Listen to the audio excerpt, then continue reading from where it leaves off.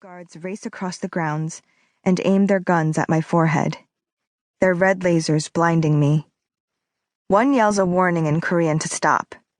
I freeze, unsure of my next move. The hound on my left leaps through the air with white poison frothing from its mouth. The poison will kill its victim, which is why Cud promised me they wouldn't attack. As the hound's claws reach for the guard, anger rises through my core. The hounds are not obeying my orders, which Cud also promised me they would. Liar. I whip out my crossbow, notch an arrow, and release it within a few seconds. It sinks into the hound's grungy fur, moments before the hound's razor-sharp teeth can clamp onto the guard's shoulder. Even still, the two sprawl to the ground as the hound falls on top of the guard. The other hound howls and charges at the second guard, who begins shooting useless bullets at it. I sink another arrow into the second hound's body as it leaps to attack. Both guards take off screaming, and the hounds vanish in puffs of gray smoke. The spotlight searches back and forth across the courtyard, hungry for me, so I tuck myself into the shadows. I shudder, thinking about what I just unleashed. I'm ready to turn around and give up, but then my dad's face flashes before my eyes. Clenching my crossbow, I steel myself. I know I must continue if there is any hope for me to break free of Cud's hold and return to my family. I duck out of the shadows and pump my legs, throwing every bit of my power into my run.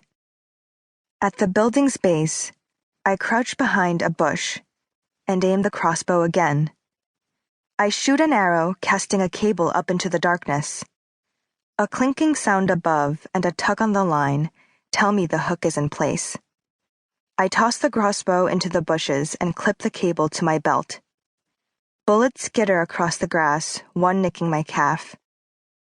I wonder if they are shooting to injure or to kill. I press my watch timer and begin scaling the building. If my calculations are correct, I have approximately 20 seconds to reach the top floor before the guards find their way there. Tonight, I'm racing against time. Beams of light crisscross the building's surface and converge on my body as I zip up toward my target window. I press the dagger Cud gave me against the glass just as a bullet pings off the concrete centimeters from me.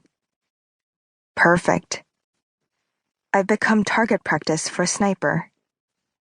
The knife's power shatters the glass into a million shards, and I dive through the window, tumbling into a somersault across the floor.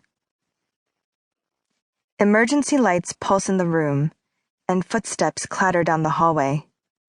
Maybe 20 seconds was generous. These guards are far too efficient. I unclip from the cable and dig back into the pouch, this time grabbing a handful of Cud's bugs.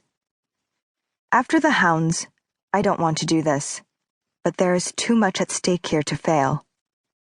I will not fail. The door directly in front of me slams open.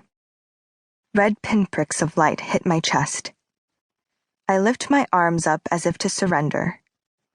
They don't know I'm holding hell itself. If I let this handful drop, I warn the guards, 1,000 man-eating cockroaches will be released. Lower your guns now. The guards hesitate, glancing at each other. From their looks, I gather that they think I'm crazy. If I'm to gain time and come out of here alive, I need to unleash the monsters in my palms. I try to tell myself this is a small sacrifice to save the greater good, a means to an end, because this isn't about me or even my family. It's about stopping the madness of Cud's campaign to rule all of Korea.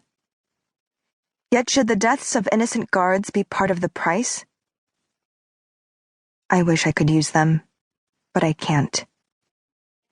I throw myself into an aerial, tucking the cockroaches into my pockets. Shots ricochet off the floor, trailing after me as I backflip onto the top of a desk and then kick off the side of a bookcase.